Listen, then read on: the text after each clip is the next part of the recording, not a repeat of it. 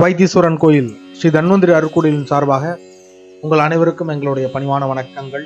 எந்த ஒரு ஜாதகருமே தான் பிறந்த நட்சத்திரத்தின் அடிப்படையில் குறிப்பிட்ட யோகங்களையும் குறிப்பிட்ட தோஷங்களையும் உள்ளடக்கித்தான் இந்த பூமியில் பிறக்கின்றார். அவ்வகையில் அஸ்வின் நட்சத்திரத்தில் பிறந்தவர்கள் எப்படிப்பட்டவர்கள், எந்த நோக்கத்திற்காக இந்த பிறப்பினை எடுத்திருக்கிறார்கள், என்ன மாதிரியான விஷயங்களை இந்த பிறப்பில் அவர்கள் செய்யலாம், என்ன மாதிரி விஷயங்களை செய்தால் அவர்களுக்கு கர்ம வினை பயன்கள் கடுமையாக தாக்கும் என்பதை பற்றியெல்லாம் விரிவாக காணவிருக்கிறோம். அந்த வகையில் அஸ்வினி நட்சத்திரமானது வானமண்டலத்தில் முதல் 30 டிகிரியில் அமைந்திருக்கக்கூடியது. இந்த முதல் 30 டிகிரி என்பது மேஷராசிக்குரிய இடம். அதில் முதலிடத்தில் இருப்பது அஸ்வினி நட்சத்திரம். 27 நட்சத்திரங்களில் முதல் நட்சத்திரமாக இருக்கக்கூடியது இந்த அஸ்வினி நட்சத்திரம். இது 4 பாதங்களை உள்ளடக்கியது.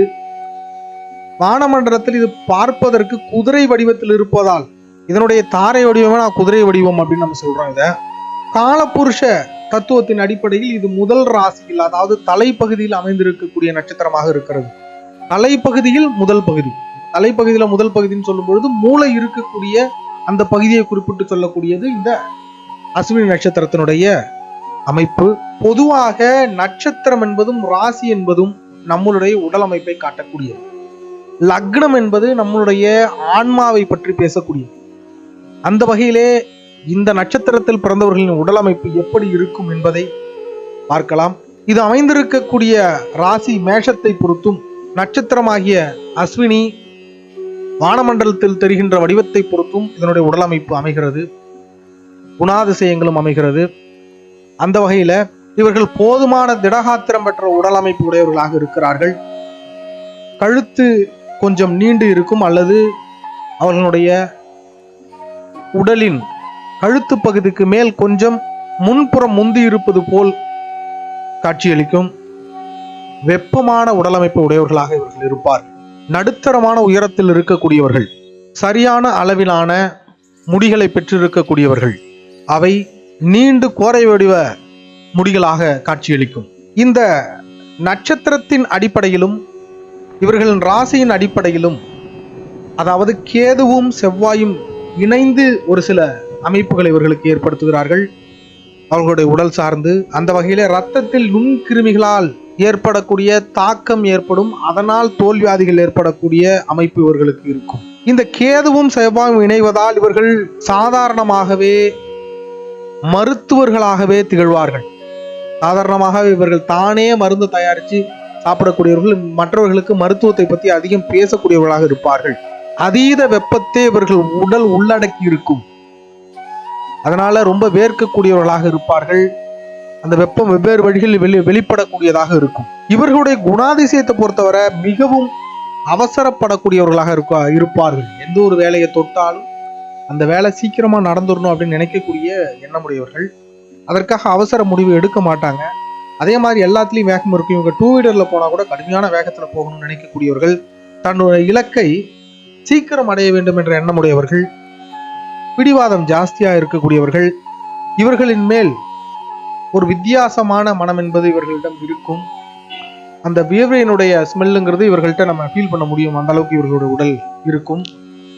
அளவு கடந்த ஞானத்தை பெற்றவர்கள். ஏன்னா அஸ்வினி நட்சத்திரம் என்பது நம்மளுடைய மூளை பகுதியை குறிப்பிட்டு சொல்லக்கூடியதாக இருக்கிறது. அந்த 27 நட்சத்திரங்களின் காலபுருஷ தத்துவத்தின் அடிப்படையில் நாம் பார்க்கின்ற பொழுது, அப்ப இவர்கள் மிகச்சிறந்த ஞானம் பெற்றவர்களாக இருப்பார்கள். நல்ல கற்றல் திறன் இருக்கக்கூடியவர்களாக இருப்பார்கள். தந்தையாரிடம் நல்ல உறவு இருக்காது இவர்களை பொறுத்தவரை.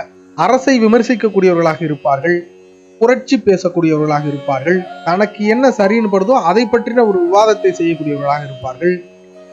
சிலருக்கு இந்த சன் அலர்ஜின்னு சொல்லக்கூடிய அந்த சூரிய ஒளி ஒவ்வாமை ஏற்படும். பல நேரங்கள்ல குழப்பத்திலேயே இருப்பார்கள். ஆனா முடிவு எடுக்கும் பொழுது ரொம்ப தெளிவாக எடுக்கக்கூடியவர்கள். ஆனா குழப்பம் வெகு நேரம் இருக்கக்கூடியவர்கள். இவர்களுக்கு அதீத கடவுள் நம்பிக்கை உடையவர்கள், அதை பலமாகவே இவர்கள் வாழ்க்கையில் கொண்டவர்கள். குலதெய்வ அனுகடாட்சம் இவர்களுக்கு மிகச்சிறப்பாக இருக்கும். இஷ்டதெய்வ அனுகடாட்சமும் இவர்களுக்கு மிகச்சிறப்பாக இருக்கும். சிலருக்கு ஆண் குழந்தை இல்லாமல் போகலாம். சிலருக்கு ஆண் குழந்தையினால் சங்கடங்கள் ஏற்படக்கூடிய வகையில் வாழ்க்கை அமையும். கடுமையான கோபக்காரர்களாக இருப்பார்கள். பாரம்பரியத்தை, பழங்கலைகளை விரும்பக்கூடியவர்களாக இருப்பார்கள்.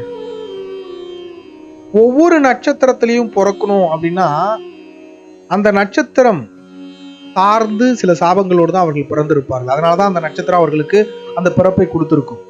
அந்த வகையில கேதுவின் நட்சத்திரமாகிய இந்த அஸ்வினி நட்சத்திரத்தில் பிறந்தவர்கள் முற்பிறவில என்ன தவறுகள் செய்ததனால் இப்பிறவி எடுத்திருப்பார்கள் அப்படின்னு பார்த்தோம்னா, தந்தைக்கு சரியாக கடமையை செய்யாமல் விட்டிருப்பாங்க. தந்தைக்கு சரியான கடமையை செய்யாம விட்டிருப்பாங்க. அதே மாதிரி கலைகளை தவறான முறையில் பயன்படுத்தியவர்களாக இருப்பார்கள். உயிர்களை காப்பாற்ற வேண்டிய இடத்தில் தான் அந்த கடமையை தவறியவர்களாக இருப்பார்கள். இவர்களை பொறுத்தவரை பார்த்துக்கிட்டோம்னா, தந்தைக்கு கடமை சரியா செய்யாம இருந்ததுனால இந்த பிறவில தந்தையினால் கடும் சங்கடத்தை எதிர்கொள்ளக்கூடியவர்களாக இருப்பார்கள்.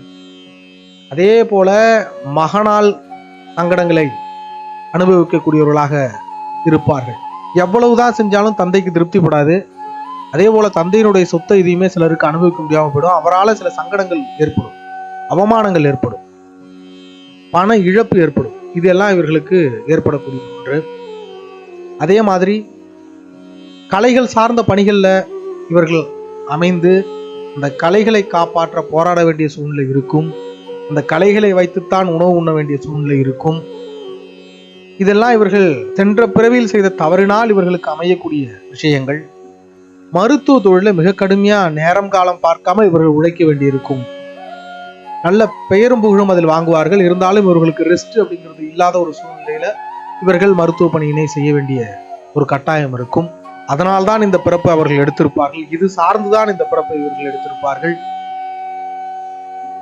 இந்த உடல் என்ன மாதிரியான கர்மாக்களை அனுபவித்து கடந்து செல்ல வேண்டும் இந்த பிறவி அப்படின்னு பார்த்தோம்னா, அஸ்வினி நட்சத்திரத்துக்காரர்களை பொறுத்தவரை தந்தையால் சங்கடம், சகோதரர்களால் சங்கடத்தை அடைய வேண்டும், பூர்வீக இடத்தில் வசிக்க முடியாத சூழ்நிலையால் இவர்கள் வேறு இடத்திற்கு பயணப்பட வேண்டிய சங்கடத்தை சந்திக்க வேண்டி வரும்.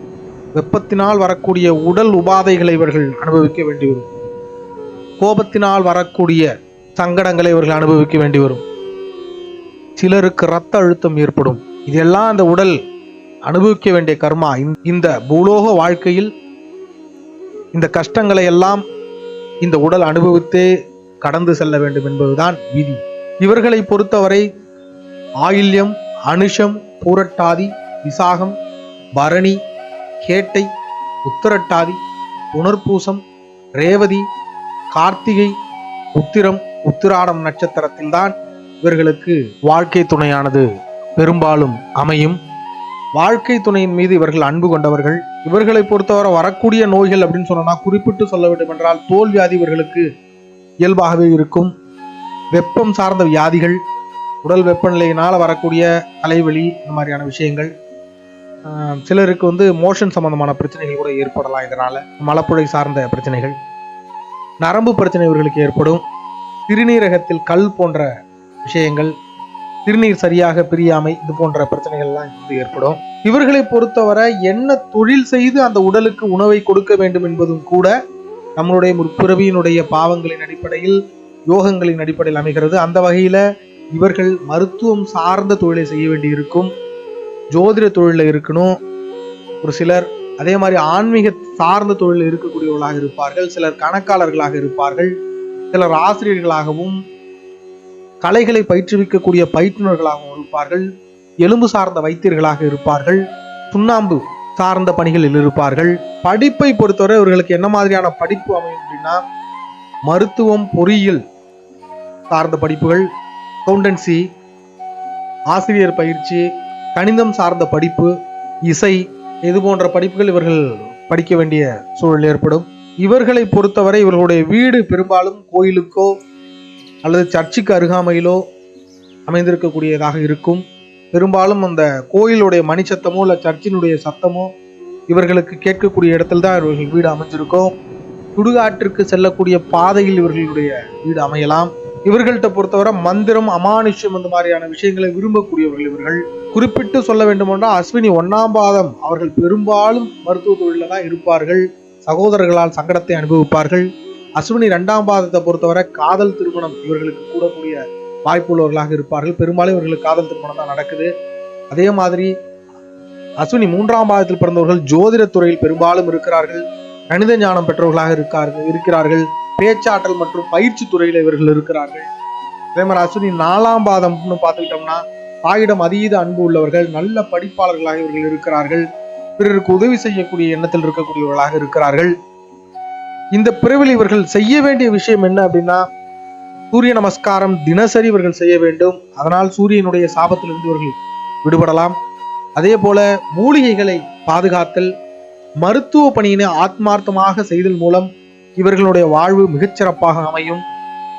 சித்தர்களின் வழிபாடு இவர்களுக்கு சிறப்பை கொடுக்கும். வைத்தீஸ்வரன் கோயில் முருகப்பெருமானின் வழிபாடு இவர்களை கஷ்டங்களில் இருந்து காக்கும்.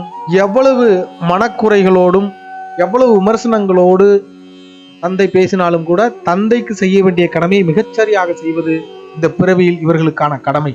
முற்பிறவி பாவங்களை களைந்தும் இப்பிறவியில் புண்ணியங்களை சேர்த்தும் மிகச் சிறப்பாக நம்முடைய வாழ்க்கையை எப்படி கொண்டு செல்வது என்பதற்கான தீர்வுகளை கொடுப்பதுதான் ஜோதிடம்.